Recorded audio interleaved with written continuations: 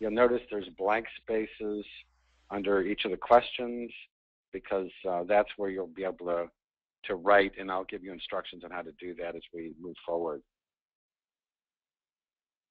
So, and if you have questions, Errol, they can type, if they have questions about the mechanics here, they can type into the comment section. That's correct. They can type into the webinar chat function. Please feel free to send any comments or questions my way. Thank you.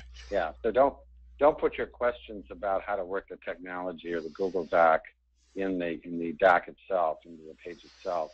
I'll give you instructions on how we'll use this page. When you do type anything in, though, if you could put your first name and last initial next to whatever you put up, that'll help us be a little more clear who's doing what. You can also raise your hand and speak out loud too, and there'll be times for that as well.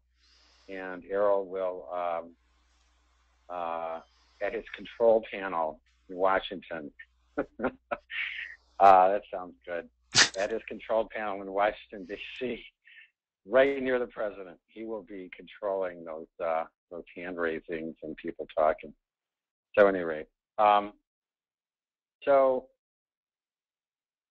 we start with the principle that when we learn from failure, we are less apt to repeat it, and that when we learn from success, we are more apt to repeat it.